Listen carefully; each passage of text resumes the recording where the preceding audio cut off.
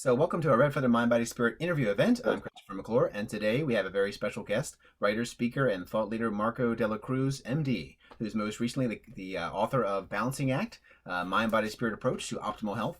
We want to catch up today to learn more about this amazing book, but first a little bit about Dr. Cruz. Marco Dela Cruz is a board-certified family physician practicing in Chicago since 1982. After 6 years in practice, he created a stress management program to help his patients naturally manage stress-related symptoms and reduce the use of medications. Since then, Dr. Dela Cruz has presented lectures and workshops on nutrition and life management to thousands of participants.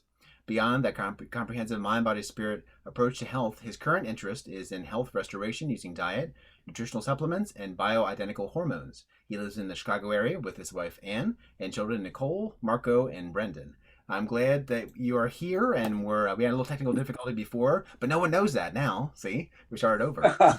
Don't say anything.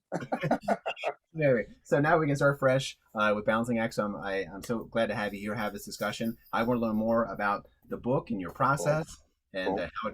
how it came into fruition. So tell us what how this first began. Your earliest recollections of Balancing Act.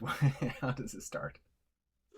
Well, yeah, I guess after about 8 years of practice, when I came out of residency, Yeah, here I was, American trained, board certified in family medicine, yeah, and by after in 1988, around 6 years of practice, I started to realize, gee, I thought I was going to cure 90% of what comes to my office, and I started right, to realize that yes, acute stuff like strep throat, appendicitis, yeah, we can cure. But exactly. there was a lot of chronic stuff: hypertension, diabetes, chronic back pain, migraines. There's no cure. Mm-hmm. And so I started to look for, I tried to understand that. And the first thing that life led me to was the whole idea about stress and illness. Mm-hmm. Just the concept of stress and illness. I'd heard about stress, right? Yeah, the stress response, how you're the fight or Sure, flight, but sure, never really, it was never brought up as a topic of discussion. Oh, by the way, stress can cause illness. right. So that started me looking more in that direction. Next thing I know, there's a lot of literature, a lot of research in that area, and an area even called mind body medicine, right? Right, right. Later on, even more advanced psychoneuroimmunology, Mm. okay, where they were doing research on how stress might, cause illness. Like, Mm. if grandmother died, why was grandfather more likely to die within a year? Mm. Well, they would do the kind of research where they found, hey, after 3 or 4 months, his white cells stopped defending him as well.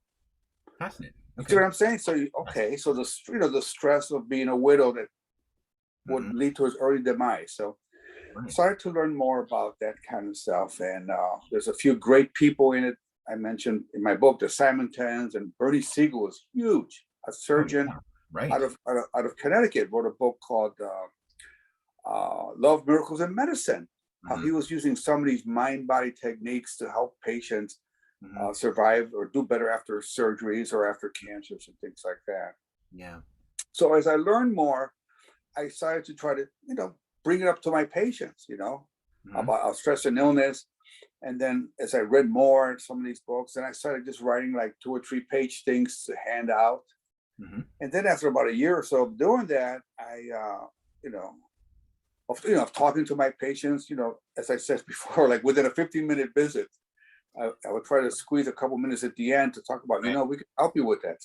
Maybe you wouldn't have to take medication if we could manage the stress better.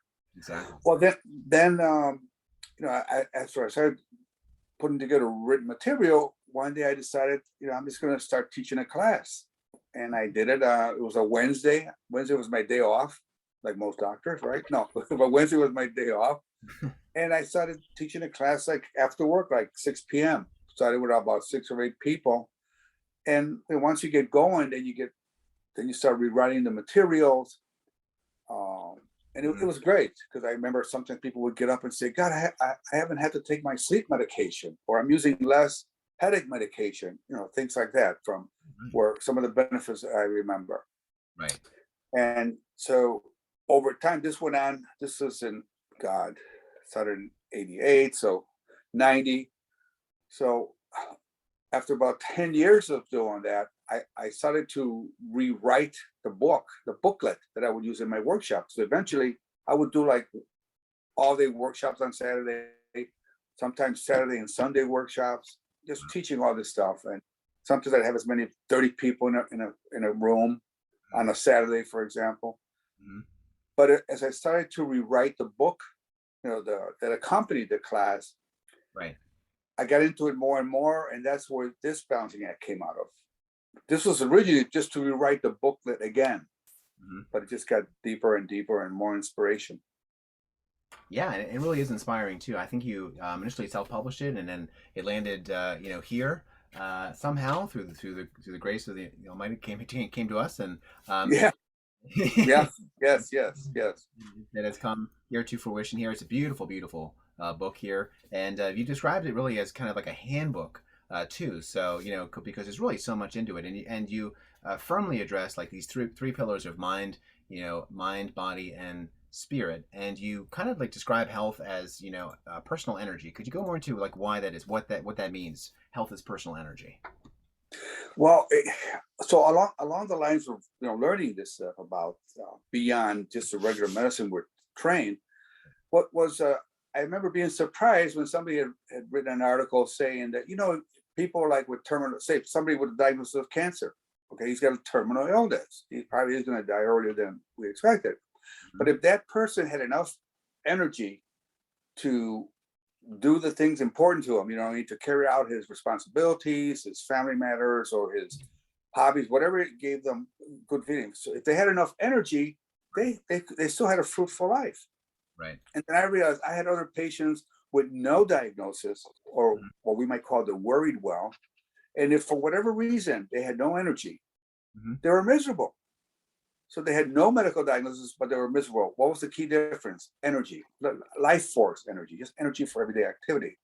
Mhm. And so that put the idea in my head that, okay, so life is about energy. So if I can show you how to get more energy in your everyday, Mhm. you're going to feel better. You're going to, all right. And so then I was given the idea about continuums. I started to realize, okay, so we live in a continuum of, let's say, low energy and high energy, right? So from the moment we wake up, you're somewhere between low energy and high energy.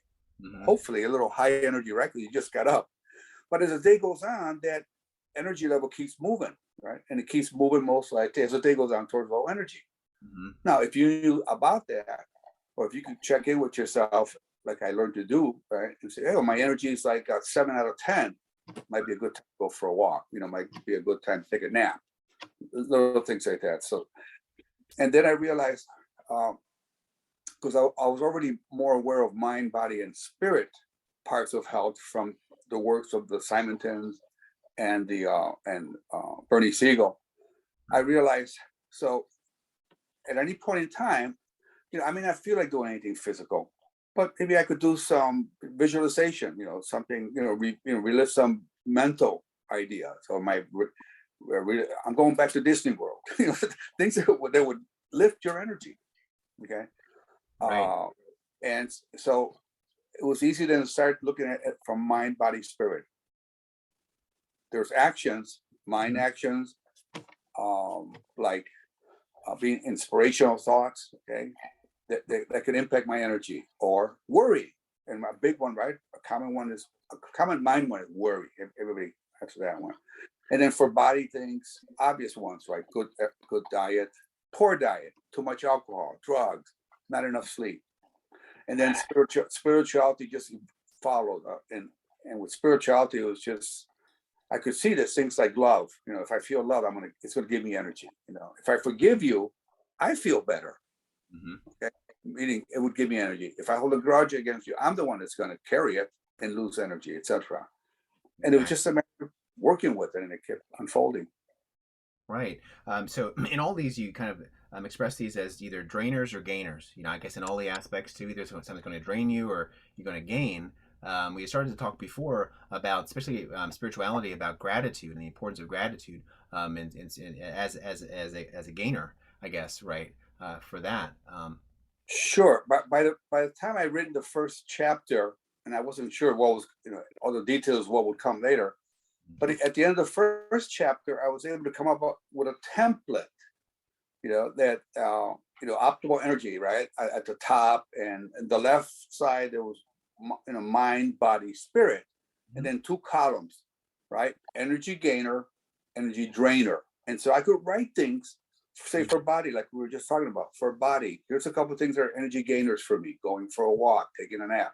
Here's an energy drainer for me: insomnia, too much alcohol. Okay. Right. And I could do the same thing for body.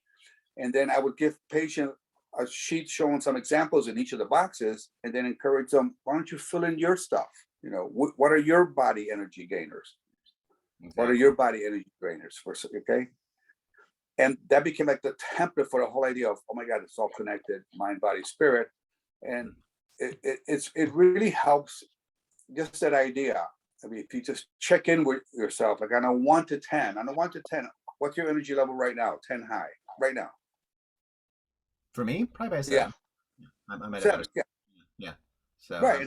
And that's often for me is a cutoff. Like below 7, I start to look for something besides coffee to, bring up my energy. And my favorite thing is either walking or meditation. Meditation does boost energy. Okay. definitely. But inspirational thoughts, it's so amazing. It really is. Yeah, I You can mean, see I get excited. you're right. And the nice thing is, it's going to be different for each person. And I think the way that you bring this out is it's you develop, you allow people to kind of to understand what that is, for them too, which makes it very personal and far more effective as well. So one of the big things to hear, it just really strikes me, is like you actually describe stress as a disease. Could you explain, like, well, why that is, or what that leads to? I mean, it seems like the root of all evil almost. Sure. When you talked about when I first talked about that continuum, right, between high energy and low energy, Right. and you could say, okay, so high energy correlates with health, and low energy correlates with illness. Okay. And then you could take it further and say relaxation correlates with health or high energy, and stress correlates with low energy and illness. Okay. That's where the stress illness connection, that's where I could see it then. So anytime the stress is, goes past a certain point, it's going to not only drain your energy, which automatically will move you into illness. And we know it, right? It will weaken your immune system. You're more susceptible. That beautiful example about the widowed grandpa, why he's more likely to die within a year, because, the law of the mourning, the loss of his wife, as we know from the research, weakens his white cells, his killer cells that normally would defend them. So he's going to be more vulnerable to pneumonia, falling, any kind of things like that. No, exactly. That's That's always fascinating to me. Like, why does that happen? I think, and I've kind of, I've pondered that for a long time, and I think you've actually given it more of a, the scientific, in a sense, actually, it's mental, and it is the physical and the spiritual aspect as well is kind of wrapped up, into that as well. There's an interesting concept you have in here that's called best. I wanted to kind of explore too, the best concept, where it's a little bit, I think it's a little bit. Oh, BEST, sure. Yeah, so sure. Yes. So my favorite chapter. Well, first of all, because you brought up stress, chapter 2 really goes into a lot of in detail explaining what stress is. How stress causes fight or flight, and how fight or flight, which is, remember, your stress response gets turned on to defend you. If 10,000 or 100,000 years ago you were walking through the forest and all of a sudden you hear like a branch break or something, without even thinking, your pupils dilate, you move, you start scanning. That's part of your stress response, right? To defend you from a potential threat. Okay, and that's great. It's supposed to be short-lived, but if all those things get turned on and then they stay on, you see, it's going to wear you out. It's not only going to drain your energy, it's going to make you more prone to illness. And so again, so in chapter 2, you really get to understand stress. And when you look at your own stress, you realize, oh my God, my mind and body are connected. When I get stressed out, which I thought was always mental, why is my stomach upset? Why am I getting a headache? Why is my heart palpitating? So if you never knew there was a mind-body connection, just look at your own experience of stress. Exactly. No, I can I can say from personal experience that certainly happened, and I'm sure for so many who will be watching this, they've had the same experience too. And I like how you bring this together, and what the process is like. You call it best, but it's actually it's Oh, okay. So that part is okay. So in chapter right, five, how your mind creates reality. right, exactly. That's Okay, really right. fascinating. All right. How that's if you can get that, you'll really make your life a lot easier. You will suffer less when you realize how your mind creates reality. And the example that was given to me was think of something like roller coaster. Okay, so a roller coaster for some people is joy. As a matter of fact, I would never wait an hour for a dinner reservation, but I have waited an hour for a roller coaster at Disney World. Disney World, okay, but I would not wait for a restaurant. All right. So, um, what's the point I'm trying to make? Joy. Oh yeah. So other people, you tell them, I'll give you $100 if you get on that roller coaster. No way, I'm not getting on that roller coaster. Okay, and then you realize, oh my God, so the event is a roller coaster. And for some people like me, the response is joy. But Right. for other people, the same event creates horror, fear. So therefore, the event cannot be creating a response. There's something in the middle. It's called perception, Mm-hmm. right? So it's your perception of that event that creates a response. And then later, I started, when I looked at that more, my response is, so let's say I'm afraid of the roller coaster. It'll be a behavior where no way I'm not getting on. It will be an emotion. I'm very scared of that. It'll be a sensation. My stomach is, gnarly, okay, or I'm getting a headache. Right. And it's a thought, oh my God, I could die on that thing. Mm-hmm. Yeah. So it's just a good way to realize, oh my God. So actually, in your responses to good things and bad things, Mm-hmm. again, the mind-body connection, you can actually see there's behavior, there's emotion. First, there's honestly the thought. The thought triggers an emotion. The emotion immediately has a sensation, a physical sensation that goes with it. And depending on how much that sensation, let's say, hurts, the behavior is to run like heck. Mm-hmm. So they're all connected. So it really, in terms of sequence, it's test, Right. thought, emotional sensation, and behavior, but to Right. make it like catchy so people will remember. Because once you understand the best response, they're connected. It's like four climbers going up a mountain together, Mm-hmm. right? If one of them slips, they all go down a little bit. Mm-hmm. But as one of them gets up higher, they all get pulled up. So once you're aware of that there's a four-part response to all your events, you can change any one of them. Just change the behavior by going for a walk, Perception. or change the thought by saying, "Oh, this is nothing. I'm going to be okay." Mm-hmm. Right. So it's always easier to change a thought, but changing an emotion is more powerful.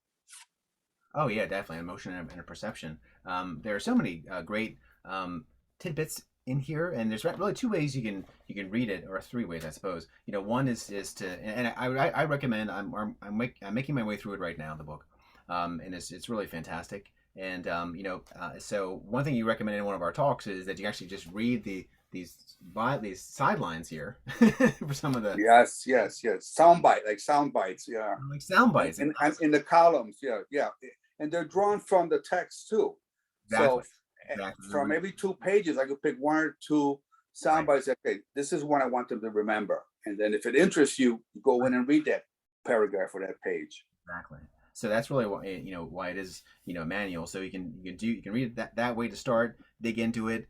Take what you can actually use it just for a pick me up, just for if you're down, Yes. really it's like, hey, listen here, and the internal makeup of an object is anyway. So I it has that many uses to it. And actually, I flipped up to a segment that I really liked, which was the balloons. Actually, which was there's three balloons, and one's filled with air, one's filled with water, and one's filled with ice. And just if you pinprick that, there's different responses to that, and that kind of leads into there was an anecdote. I know I'm bouncing around here, but about the how the master responds versus how the student responds to. Sure.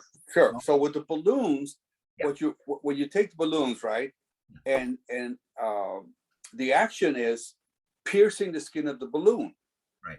So one of them is going to pop, the other one is going to leak water, and the last one is going to do nothing because it's ice. And you realize, oh my God, so it's not what you did with the needle is what's inside the balloon. Right. So in other words, it's what's inside of you that's Right. going to create your response. I love that. And Yeah. that's what, once you start to understand that, then you can own it. Wait a minute, why did I get so mad at him? You know, there's times if you're lucky enough to be inside, you'll say, well, why the hell did I react like that? You're Mhm. saying something in me Mhm. created. It wasn't them. Mhm. It wasn't the roller coaster that made me so afraid. It was something in me, or again, my perception. Perception. And that's just what the balloons are to point it out. It's what's inside the balloon that creates a response to a needle. Exactly. Okay, hitting the balloon. Right. And then again, that's a lot of it, because so many times we're upset, and like I often say, like, you know, you don't make me mad. I get mad because I didn't know how to handle what you said. But you don't have the power to make me mad, and I'm not going to give you that power. Hmm. And this is something I've often tried with doing the workshop, and get people to realize, you know, you really don't have to give them the power to make you mad, because in truth, they really cannot. They don't have that power. Right. They Yeah. say something, and then you choose to, because you didn't read my book, or you read it but didn't remember. Hello. Right. Like, read it again. Go back. Chapter 5 maybe. We're here. Paragraph 3. Go back and read Yeah. that. Yeah. Well, you know, one of my in writing this, you asked me about what was it like to write it. It Yeah. was like almost spiritual, because like even right at the beginning of the book, I don't know how I found that quote from Samuel Adams, the British author. I believe he wrote the first English dictionary, but the one that says, not Samuel Adams. Oh, what's his name? I think Samuel Adams is the beer, but Mhm. right at the beginning of the book, Mhm. I'm blocking his name, but anyways, it says what he said so beautifully: people need to be reminded more often, and they need to be instructed. Mhm. Yeah. You know, okay, like, you know, you shouldn't eat that junk. You know what I mean? You Right. know you shouldn't be smoking. You know what I mean? So Right. Yeah. they just need to be reminded how it's all connected. You know, how those cigarettes lead to destruction of your lungs, and high blood pressure, etc. And Oh, that's a good one.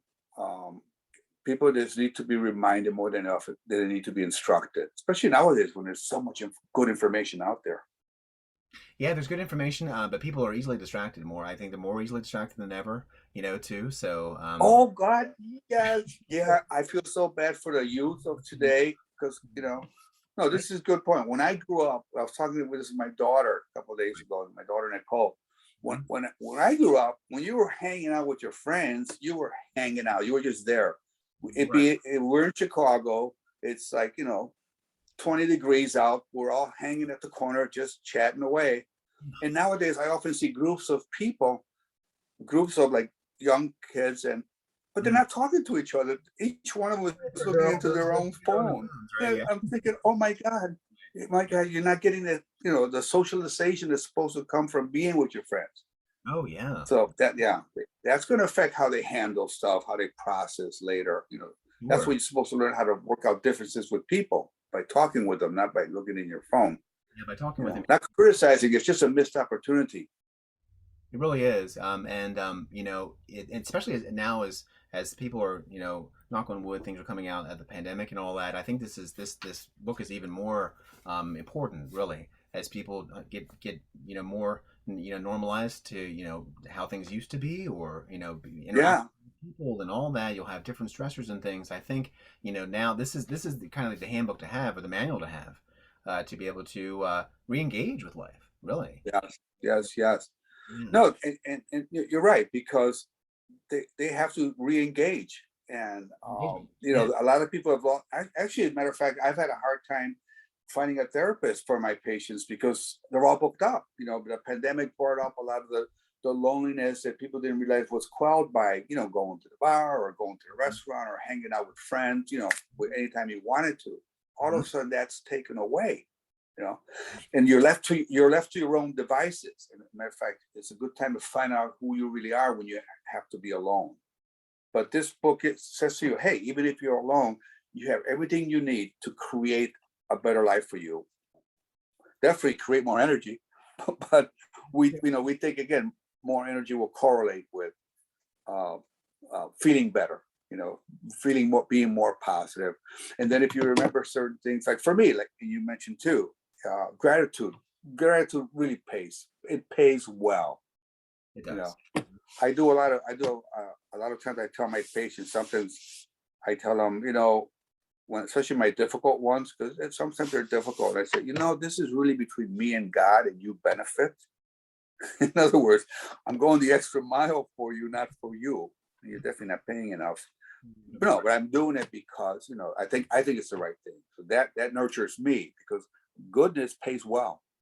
When you do good from the heart, it does. It pays well. You've done it. Sure. Whether it's just holding a door for a stranger, and Yeah.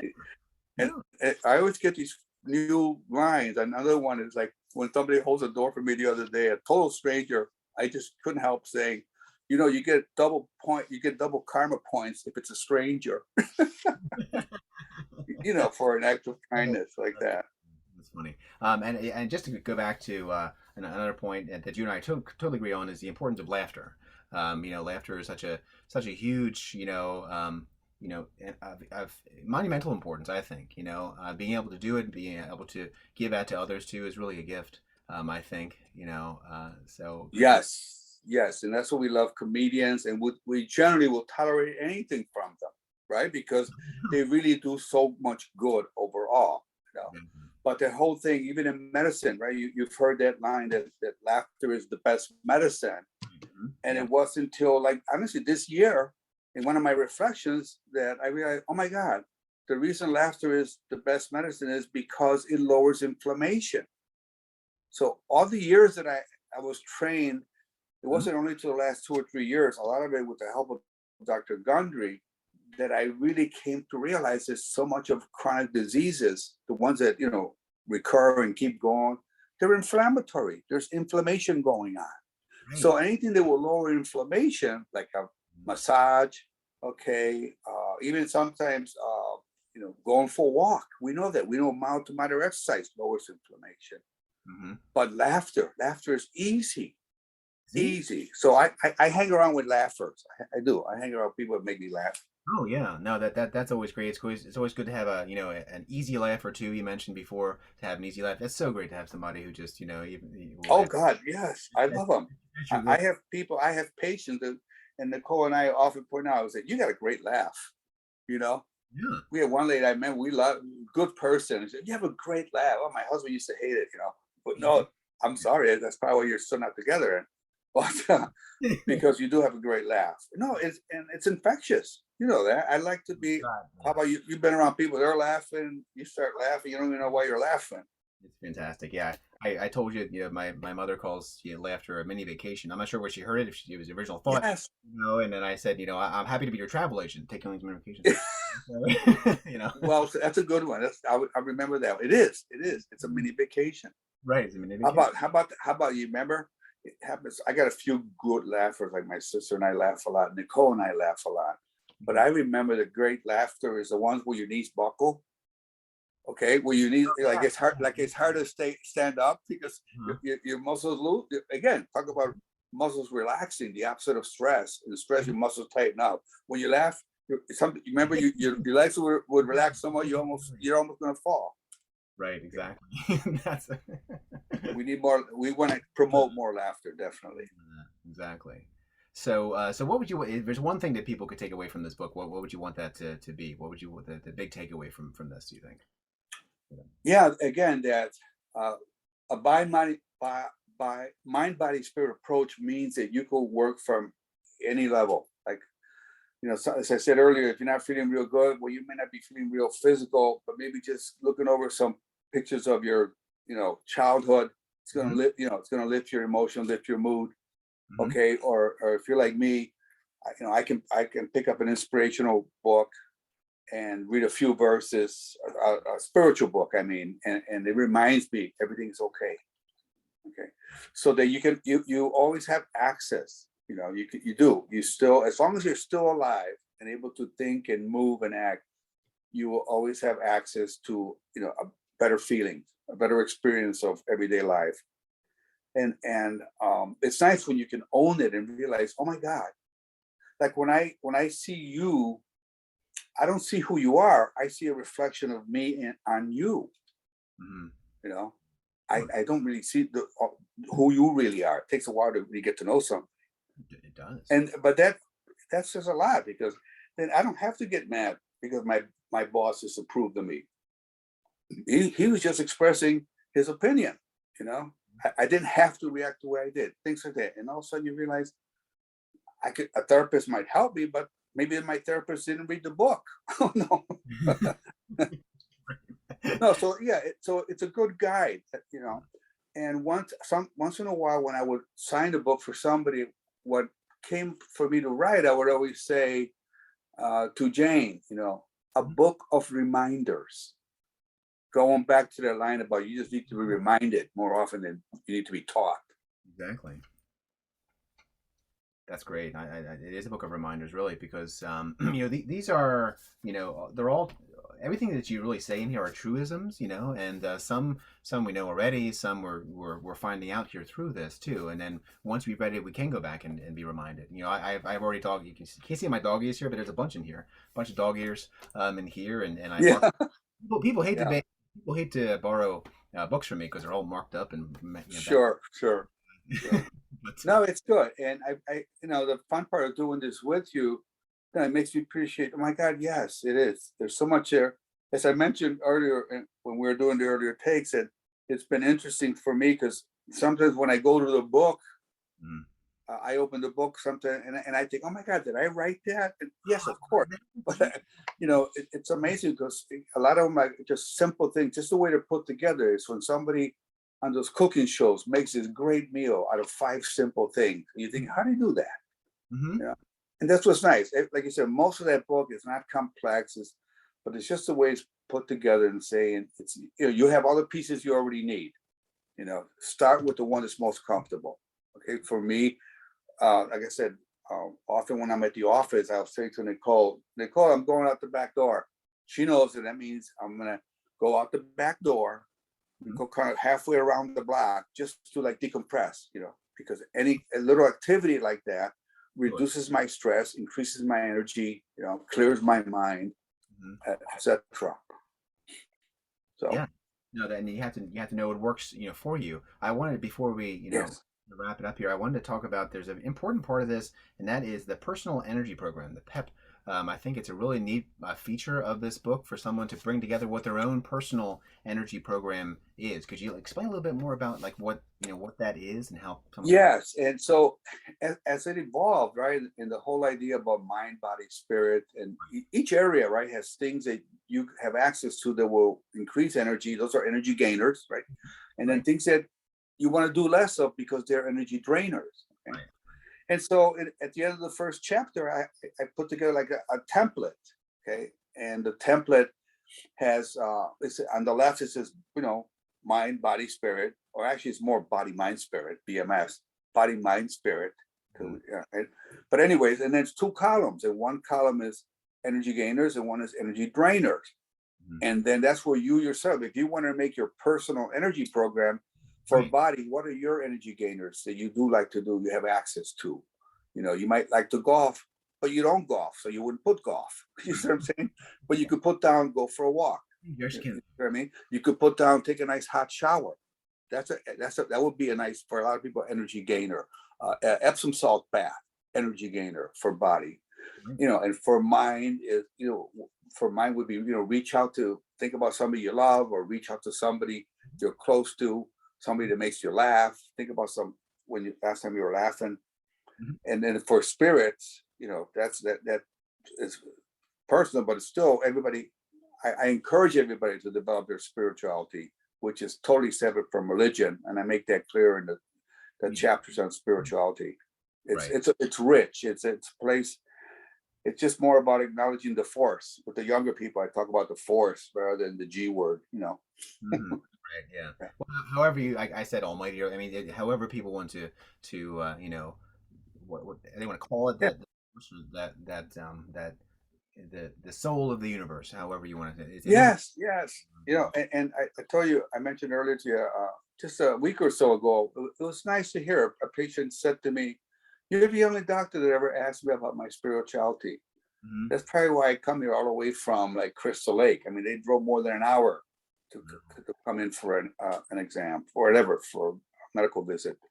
Wow. Yeah, Wow. and people, you brought up earlier about that. No, people, I think, will definitely benefit from it. I want to say they need it, like we need water. Mhm. Okay, Mhm. you need air, and then you also need water. It's not about whether you like it or not. You need it. Okay, and of course you need food, and then there's good food and not good food. But no, I think spirituality is just not, that's why it's not to be confused with religion, which is more about rules. Okay, Right. spirituality itself is more the awareness of, well, what do you think you come from? You Mhm. know, what Mhm. what what kept your heart beating since you were an embryo? Since so you didn't even look human, but your heart was still already beating around 6 weeks. Right. Just it's things to marvel at, and I think when you marvel, Mhm. you back away from fear. When you marvel and you're left with awe, I Mhm. think you have a chance of becoming more childlike and less childish. That's a Uh, very big distinction between oh, childlike and childish. uh-huh. Childlike is more natural in kids, but it looks real good in adults to be childlike. I think And I childish looks bad in an adult, but it looks something that can be cute in a child. yeah, I mean that we could have separate conversations for for a long time on some of these things just to hone in on that point right there. The child, I think people misconstrue like to be like a child, like a kid, like a little kid or something like that, to be No, immature, but it's really just to have that all. It's the to have. awe. Yeah, it's the awe. And I was part of Christian, and the one famous part Oh, where he says, and I don't memorize the Bible, the one where he says, you got to be like these, you got to be like the children if you want to get closer to me. right, exactly, You have to be childlike to come into the kingdom, so to speak. exactly. It's like, what am I going to get out of it? What's my Yeah, yeah. What's in it for me? what's in it for me exactly? Yeah, So it's not a childlike anyway. Just to finish the point, not a childlike ignorance is more just a childlike all. So awe, just innocence, the innocence. awe, awareness. Like Mike, I just sometimes you look at the sky. Sometimes I can go for days, even weeks, without actually looking up and look at the stars. I go, oh my God, they're here every night. And I have Uh-huh. been so busy, I haven't even looked up in days or weeks. Yeah. And then all Yeah. of a sudden we're on vacation in Naples and Mhm. not doing anything. We just walk in. Like, oh my God, where did these stars come from? Yeah, but Mhm. they're there every night. Exactly, and just having the awareness, and just Awareness. Yeah. circle. We talked a little bit about being present, and just bringing together. Yes. Oh, in the moment. Yeah.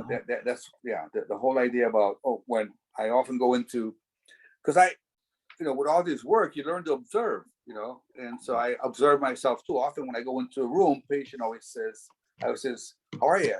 Good, good. And they say to me, the doctor says, "How are you?" And what comes out of my mouth is, "I'm okay as long as I stay in the present." you know, because when I Yeah, go into the future, there's anxiety, and when I go into the past, there might be remorse. But in the present, generally, I'm sitting in a nice, clean, warm room with a nice person. So really, everything's okay right now. right. Yeah, and there's your gratitude then too. So, Yeah. so there you go. So we're getting a little short on time here. So what lies ahead? What's next for you, Doctor? Well, I guess but probably promoting the book more, which then makes me want to bring it more into my everyday dialogue with patients. You Right. know, and for I think what I see in the book is probably like for the next phase of my life is going to be more going back to um, more telemedicine like I've been doing. Thanks to COVID, we started doing more telemedicine, more consulting on this level. Instead of going to therapists, just read chapter 5 and we'll talk next week, that kind of stuff. So hopefully getting to more of that, more podcasts, because this is like simple, simple. By the way, simple doesn't mean it's easy. Okay. Simple Right. means like the Exactly. road, it's accessible. Okay. And but it's not to be confused with easy. Well, Exactly. most of the things that are easy don't pay as well. Okay. So generally, it's like your muscles. They don't get strong if you keep picking up the same 5 pound weight. But when you go from 5 to 15, and it gets a little more difficult, but you're also making a stronger muscle, and so Right. that's how you become a stronger person too. Take on the challenge and don't waste any time blaming other people. Try to figure out, well, how did I let that happen? How did I had to walk away? Most of the time, people that hurt you, if you're like most of us, most of the time when people hurt you, they're not trying to hurt you. They're just not may not know how to use the right word that you wanted to hear. And that's a lot. Give let people. Most people are doing the best they can. They really are. Mhm. And I see that all the time because I see thousands of people every year, thousands. You know, they're remarkable, really, especially if you can appreciate them.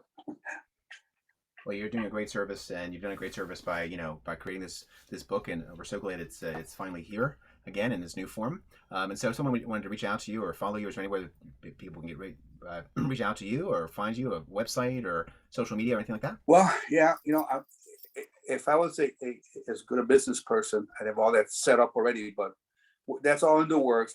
So I do have a website for my practice. It's called the Whole Health, and my practice is called Whole Health MD. Okay. That's the name of my practice in Lincoln Park in Chicago. And the website is what? Okay, Whole Health MD Wellness. I'm sorry. The website is Whole Health MD Wellness. Well, health and .com, because I had to add the word wellness to get to .com, but the practice itself is called Whole Health MD in Chicago on Lincoln Avenue. okay. All right. Chicago's a big town. Well, thank you. So I think your patient load might go up a little bit here now. So Yes, this- yeah, all right. I'll have to work on that, but yeah, yeah. sure. But yeah. So as things develop there, we'll keep everyone in the loop who wants to follow Dr. Dela Cruz here. So Balancing Act, thanks so much for doing this. It's finally available. I think the boat just arrived, the ship just arrived here. So we are so excited it's here, and thanks for taking the time, Doctor, to meet with me and talk. We'll have to do more of this next time. I think we probably will do it in person as you suggested originally. And so I think we'll. I asked, can we do it in person? But no, you had it all figured out. That's what I did about laughing. Good. Next time. Keep laughing. So thank you. Keep laughing. So everybody wants to get this going, readforthenbs.com or wherever trade books are sold or Mind Body Spirit books are sold. So thanks for tuning in. Everybody have a wonderful day. So Thank you, Chris. Thank you very much. Thanks for having me. Appreciate it. Roger, be well. All right. Be well.